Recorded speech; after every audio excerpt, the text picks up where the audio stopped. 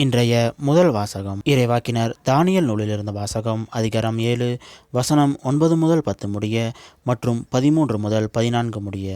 நான் பார்த்து கொண்டு இருக்கையில் அரியணைகள் அமைக்கப்பட்டன. தொன்மை வாய்ந்தவர் அங்கு அமர்ந்தார். அவருடைய ஆடை வெண்பனி போலவும் அவரது தலைமுடி தூய பஞ்சு போலவும் இருந்தன. அவருடைய அரியணை தீக்கொழுந்துகளாயும் அதன் சக்கரங்கள் எரி நெருப்பாயும் இருந்தன. அவர் முன்னிலையிலிருந்து நெருப்பாலான ஓடை தோன்றி பாய்ந்தோடி வந்தது. 10,000 பேர் அவருக்கு பணிபுரிந்தார்கள். பல கோடி பேர் அவர் முன் நின்றார்கள். நீதிமன்றம் தீர்ப்பு வழங்க அமர்ந்தது.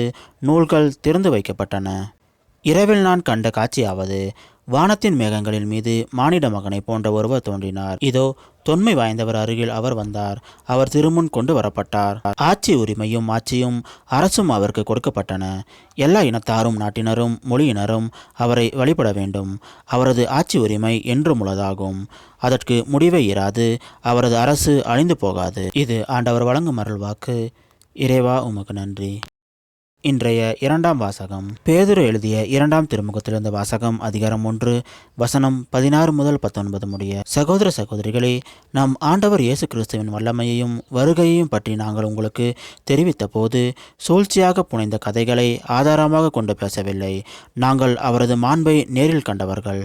என் அன்பார்ந்த மைந்தர் இவரே, இவர் பொருட்டு நான் பூரிப்படைகிறேன் என்று மாட்சிமிகு விண்ணகத்திலிருந்து அவரை பற்றிய குரல் ஒலித்தபோது தந்தையாகிய கடவுளிடமிருந்து மதிப்பும் மாட்சியும் பெற்றார். தூய மலையில் அவரோடு இருந்தபோது விண்ணிலிருந்து வந்த இக்குரலொலியை நாங்களே கேட்டோம். எனவே இறைவாக்கினர் கூறியது இன்னும் உறுதியாயிற்று. அவர்கள் கூறியதை நீங்கள் கருத்தில் கொள்வது நல்லது. ஏனெனில் பொழுது புலர்ந்து விடிவெள்ளி உங்கள் இதயங்களில் தோன்றும் வரை அது இருண்ட இடத்தில் ஒளிரும் விளக்கை போன்றது. இது ஆண்டவர் வழங்கும் அருள்வாக்கு. இறைவா உமக்கு நன்றி. இன்றைய நற்செய்தி புனித லூக்கா எழுதிய நற்செய்தியிலிருந்த வாசகம் அதிகாரம் 9 வசனம் 28 முதல் 36 முடிய. அக்காலத்தில் இயேசு பேதுருவையும் யோவானையும் யாக்கோப்பையும் கூட்டிக் கொண்டு இறைவனிடம் வேண்டுவதற்காக ஒரு மலையின் மீது ஏறினார். அவர் வேண்டிக் கொண்டிருந்த போது அவரது முகத்தோற்றம் மாறியது.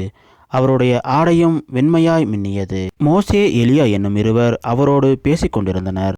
மாட்சியுடன் தோன்றிய அவர்கள் எருசலேமில் நிறைவேற இருந்த அவருடைய இறைப்பை பற்றி பேசிக் கொண்டிருந்தார்கள். பேதுருவும் அவரோடு இருந்தவர்களும் தூக்க கலக்கமாய் இருந்தார்கள். அவர்கள் விழித்தபோது மாட்சியோடு இலங்கிய அவரையும் அவரோடு நின்ற இருவரையும் கண்டார்கள்.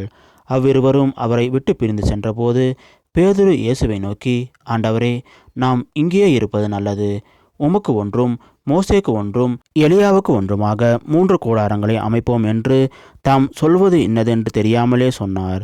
இவற்றை அவர் சொல்லி கொண்டிருக்கும்போது ஒரு மேகம் வந்து அவர்கள் மேல் நிழலிட அம்மேகம் அவர்களை சூழ்ந்தபோது அவர்கள் அஞ்சினார்கள்.